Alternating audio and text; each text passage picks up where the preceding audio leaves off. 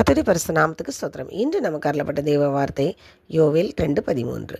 நீங்கள் உங்கள் வஸ்திரங்களை அல்ல, உங்கள் இருதயங்களை கிழித்து உங்கள் தேவனாகிய கர்த்தரிடத்தில் திரும்புங்கள்.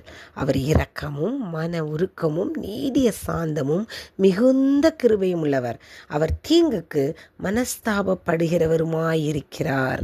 இந்த வசனத்தில் கர்த்தர் யாரை பற்றி திரும்பி வாங்கன்னு சொல்லி கூப்பிட்றாங்கன்னா, அவர் அறியாமல் பாவம் செஞ்சுருக்கவங்களையும் அவர் அறிந்து நமக்காக அவர் ஒரு சர்வ வல்லமுள்ள தேவன் மனிதனாக வந்து எல்லா பாடுகளையும் அனுபவித்து நம்முடைய பாவங்களினாலையும் நம்முடைய அக்கிரமங்களினாலும் அவர் நம்மளுக்காக சிலுவை சுமந்தார்னு அறிந்து இருந்தும் நம்ம மறுபடியும் பாவத்தில் போய் விழுந்து அவரை விட்டு விலகி போனவர்களை பார்த்து கர்த்தர் சொல்கிறாங்க, நீ திரும்பி வா. ஆனால் திரும்பி நீ சும்மா வரக்கூடாது. நம்ம ஒருத்தர் பாடுபட்டுட்டோம், நம்ம உணர்ந்துட்டோன்னா நம்ம வெளியே துக்கத்தோடையும் அழுகையோடும் வெளி வஸ்திரங்களை கிழிக்கிறதுனா வெளியே நீ காமிச்சிட்டு வராத. உன்னுடைய இருதயத்தை கிழித்து உண்மையாய் நொறுங்குண்ட இருதயம் உடையவர்களாய், உண்மையாய் மனஸ்தாபப்படுகிற இருதயம் உடையவர்களாய், கல்லான இருதயத்தை உடைக்கப்பட்டவர்களாய் நம்ம வரும்போது கர்த்தர் நம்முடைய பாவங்களை எல்லாம் மன்னித்து மறுபடியும் ஏற்றுக்கொள்ள தயாராக இருக்கிறாரு. அதனால தான் சிலர் என்ன சொல்கிறாங்கன்னா, பாவம் செஞ்சு மன்னித்து அழுதுகிட்டு நம்ம ஜெபிச்சோன்னா மன்னிப்பு தந்துடுவாங்க நீட்டு. அதே போல் பாவ மன்னிப்பு கேட்குறோன்னு சொல்லிட்டு துக்கமான முகத்தோடு போய் பாவ மன்னிப்பு கேட்பாங்க சிலர். அதனாலெல்லாம் மன்னிப்பு கிடையாது.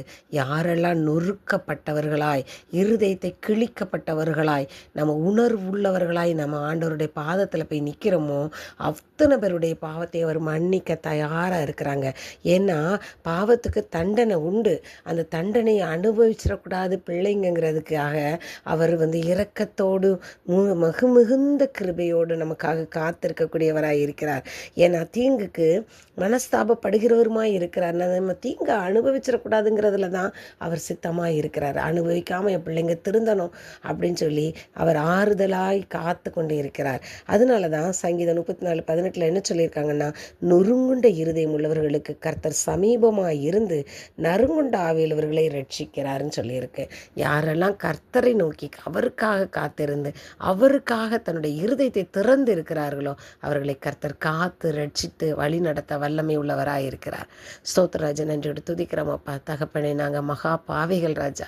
எங்களுடைய வழிகள் தகப்பனை இடரல் அடைந்தாலும் என் தேவனை நீர் இறங்குகிறவரும் மன உருக்கம் உள்ளவருமாய் இருக்கிறீர். எங்களுடைய பாவங்களை நாங்கள் எங்களுடைய இருதய திருத்தத்தின் நிமித்தம் நொறுங்குண்ட இருதயம் உள்ளவர்களாய் உங்களுடைய பாதத்தில் வரும்போது நீங்கள் ஏற்றுக்கொள்வேன்னு சொல்லியிருக்கீங்க அப்பா.